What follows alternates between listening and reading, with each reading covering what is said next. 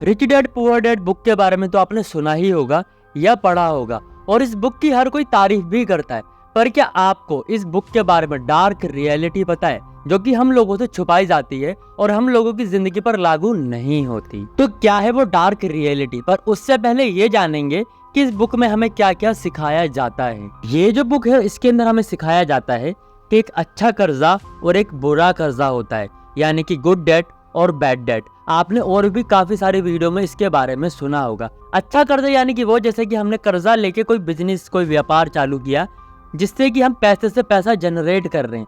बुरा कर्जा वो जिससे हमने कर्जा लेके कोई ऐसी चीज ले ली जिसकी वैल्यू समय के साथ गिरती चली गई, जैसे कि फोन, जूते, गाड़ी, कपड़े, ऐसी चीजें। इस बुक का ये कहना है कि हमें कर्जा लेना चाहिए, पर ये समझ के कि अच्छा कर्जा और बुरा कर्जा क्या होता है। पर इसमें हमसे ये छुपाया गया है कि कभी कभी अच्छा कर्जा बुरे कर्जे में बदल जाता है।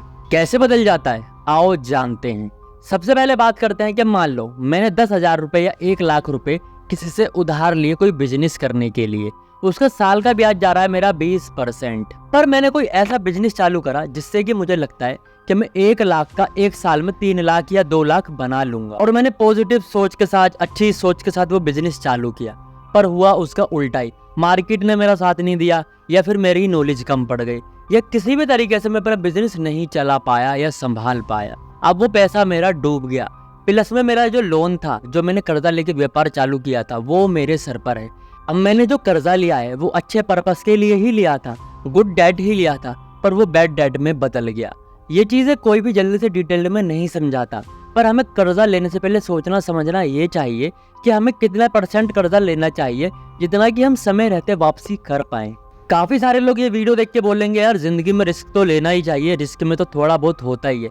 भाई होता है, पर इस चीज को मानो कि कर्जे के चलते बहुत सारे लोग सुसाइड भी करते हैं, और इन सब चीजों से मैं भी गुजर चुका हूँ। तो इस बुक की डार्क रियलिटी यही है कि गुड डेट बैड डेट एक अच्छी चीज समझाई गई है, पर गुड डेट बैड डेट में बदल सकता है। ये भी एक डार्क रियलिटी है। और इस बुक में दूसरी चीज ये सिखाई गई है कि हमें जॉब के साथ साथ और भी चीजें करनी चाहिए, जो कि मैं मानता हूँ सही भी है, पर हर किसी की जिंदगी पर लागू नहीं होती, खास करके हम इंडियंस पे, क्योंकि यहाँ पे हम 8 घंटे की जॉब नहीं करते हैं। इंडिया में हम लोगों की जॉब होती है तकरीबन 10 से 12 घंटे की। उसके बाद हमारा जो शरीर है वो आराम भी मांगता है।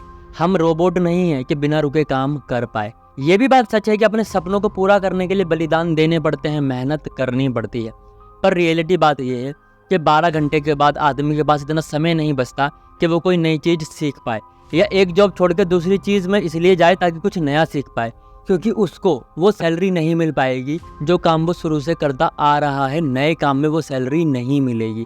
अगर वो नए काम में जाता है तो उतनी सैलरी नहीं मिलेगी, फिर वो घर का खर्चा, घर का रेंट कैसे दे पाएगा। तो इस बुक की दूसरी जो डार्क रियलिटी है वो मुझे यही लगती है कि ये जो बात है सब पर सूट नहीं करती, कि कुछ ना कुछ नया सीखते रहो। हम पूरे दिन का 1 घंटा या आधा घंटा दे सकते हैं, 1 घंटा 2 घंटा दे सकते हैं, पर हम एक दूसरे से दूसरी जॉब में जंप करना बड़ा मुश्किल हो जाता है। तो इस बुक की डार्क रियलिटी दूसरी ये भी लगती है कि हम एकदम से जॉब के साथ साथ कुछ नया सीखने का रिस्क जल्दी से नहीं ले सकते, क्योंकि घर की जिम्मेदारियां और पाबंदियां वो मौका मिलने ही नहीं देती। इस बुक के बारे में मैं कुछ अपना भी ऐड करना चाहता हूँ, और वो बात ये है कि इस बुक के अंदर काफ़ी सारी अच्छी बातें भी लिखी हुई है।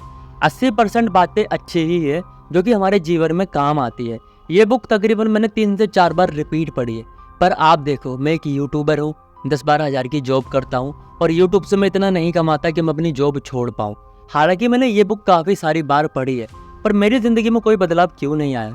क्या मैंने वो मेहनत नहीं करी, या मुझे मेहनत करने का टाइम नहीं मिला? ये बुक अच्छी है, काफ़ी अच्छी चीज़ें सिखाती है, पर इंडिया के हिसाब से काफ़ी चीज़ काफ़ी हद तक बदल जाती है और हर किसी की लाइफ पर काम नहीं करती। आपको मेरा ओपिनियन या ये बुक की समरी कैसी लगी है कमेंट करके ज़रूर बताना।